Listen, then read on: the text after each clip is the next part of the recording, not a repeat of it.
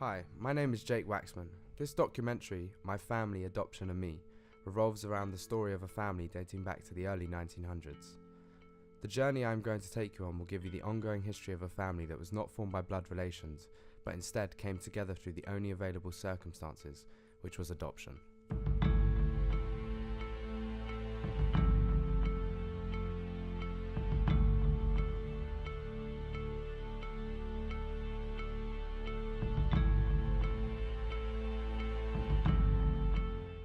To start my journey, I went where any child would go, to my mother. I asked her about her knowledge on her adoption. I've just always known I was adopted. I think Grandma told me when I was in my cot. So obviously I wasn't aware of it then, but it's just something I've always known. I was proud to be adopted. Yeah. I thought I was more special than not being adopted. Once I found out my mother's knowledge about her adoption, I then moved on to my grandma, as she is the one who adopted my mother.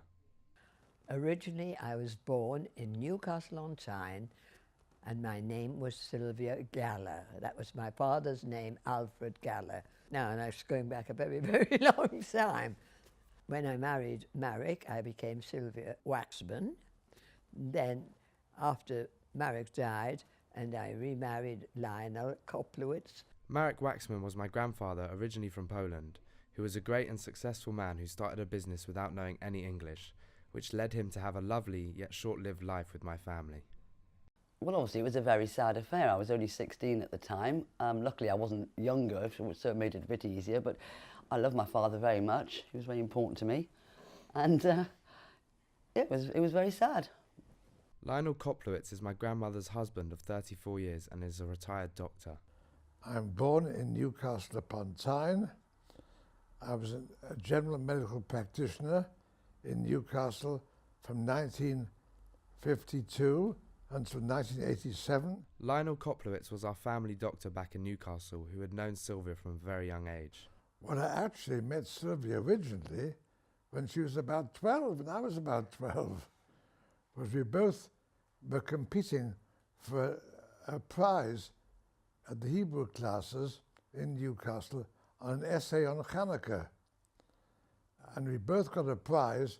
I think she did better than me because she got a better prize than I got. But that's how I first knew her. After many years of my mother having no contact with her biological brother, at the age of 44, she was finally found by her brother Steve, who only found out he wasn't an only child at the age of 21. And I actually remember the day because I went round to my mum's for the birthday present. And she said, "I've got something to tell you." And I said, "What's that?" And she said, "You're not an only child." And I said, what do you mean, Mum? She said, "You've actually got a sister." And I was quite shocked. I couldn't believe it. And I said, "Well, what was her name?" So her name was Janet. But she gave her up when she was 6 weeks old because of going back to the early 60s, especially in the Jewish religion, it wasn't, you just couldn't do it. You could not bring up a child unmarried. So my mum, well, her mum, made her give her up. So that's how I found out, and I was 21 then. I don't know, I always wanted either a brother or a sister. And I just thought there was something missing all the time. I then wanted to explore the journey as well as the reasons behind it, which led me to want to know what it took in order to get hold of his biological sister. It was for me, because my mum was I think she was scared. She didn't want to know the outcome. She didn't want to know anything about, though she loved her and she gave her up, but it wasn't her fault. She gave her up for the wrong reasons. But I think she's just scared. She didn't want to know anything, but I did. And I thought, well, if I've got a sister, I want to find her. After finding out that the decision was more for Steve than for my biological grandma, it made me wonder how my mum reacted to the same situation and whether or not she was searching for a biological family. I didn't, to tell you the truth. I could have done, you can't until you're 18. But I never really had the desire to do so. I thought, well, there was a couple of reasons why. I thought, one, if I looked for my real parents or my real mother and she didn't want to know, then it would be disappointing to me.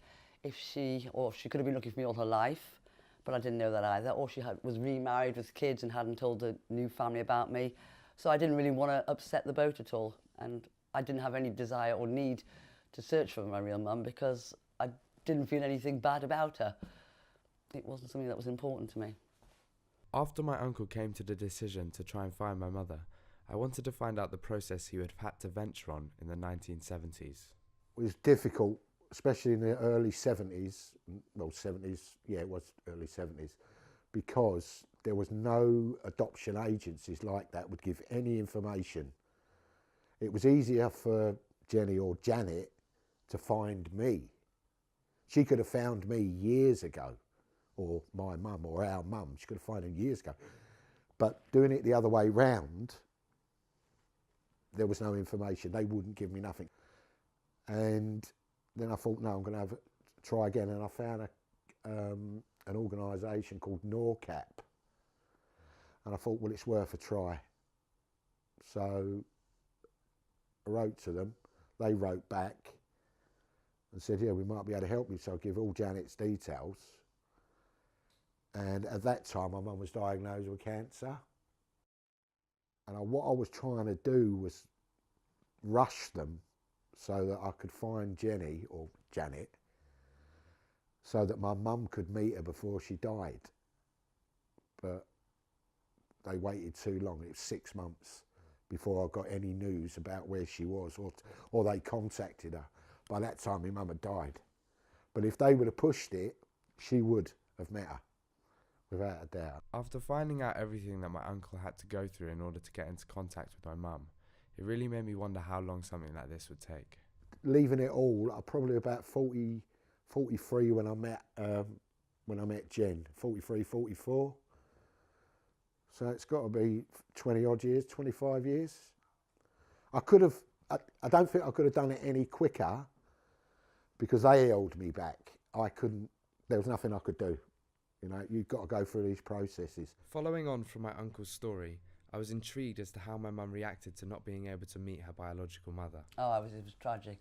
That's the only thing that upset me out of the whole thing, that he'd been delayed for so long, that and she'd been dead, I think, what did she say, 6 months, and they could have found me quickly or quicker. They knew and they knew who I was as well. They knew where she was because, and I remember it. I just remember the words of the counsellor, and I was in Wembley, and Jenny lived here. Well, I never knew that. Yeah, I could have been. So when I anywhere in was the country. being counselled, I said, well, where does she live now? And she said, she's a bit northwest from here, which was Golders Green. So I wasn't even sort of like, I could have been anywhere in the country, anywhere in the world, and I was, what, 20 minutes away? But they delayed it, and that was sad. So I could have met my mum. Due to the process taking so long, they eventually arranged a meeting, which was comfortable for both of them. We met at the Gate pub in Highgate, and it was neutral, but I say new, it was more near Jenny's house than what it was mine. Prior to the meeting, they both sent each other pictures and had minimal contact, which allowed them to get to know each other a little bit before they met. But I didn't actually recognise him when I came. I didn't recognise you. I remember now, because when we walked into the pub, I didn't look around. I was blinkers, and I thought, I don't know. And then Deb's, the girlfriend, said, I think that's her over there. So, I don't know, I froze. And the next minute, Debs went over to Jenny and said, oh, I've got somebody for you, I think it's your brother's here. And then I looked round and there she was. And we just seemed to click. We got on okay, it was fine. You know, When he stopped shaking? Yeah.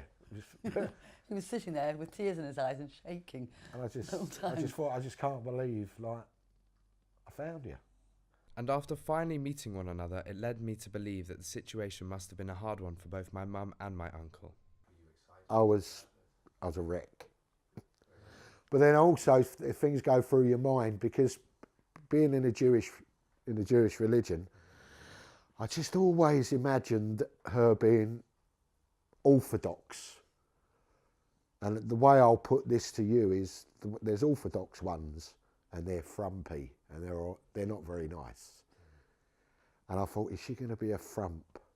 Is she going to be really religious, that she's really going to take one look at me and go, really? You know, I don't think so. And that would have been it. One meet, job done, never seen her again. All right, I'd have been happy that I'd seen her, but not to the relationship that we've got now, you know. To the meeting I went with my friend Linda. She owned the hair salon next door. So I just went, not because I was more worried about what he might do if he was, you know, if he was a murderer or anything, which sounds so silly, but you're just taking your word that this person is your brother and that he's normal and everything. So I went with a friend as a sort of backup, and that's why we arranged to meet in Highgate. But as he's dead, it was absolutely like we've known each other all our lives. Yeah. It was a strange feeling. Even though families are not all brought up together, my mum and uncle began a relationship that has blossomed ever since. He was thinking of sort of leaving the person he was with and needing somewhere to go. So I offered him to come to asked him to move in here, or to move in with us, me and my son at the time, which worked for a couple of years, and then he left, and then he came back again, and then I think he left again, and then finally we've been here about 4 years now, 4.5, 5 years. We clash now and again. We don't agree on everything, but most of the time we agree. It works, and we're happy. Yeah. Finding out that I had a whole other family that I didn't know about at the age of 6 really opened my eyes into how broad my family history is. It also made me realise that no matter where you are and no matter how many years you are apart, family will always be family.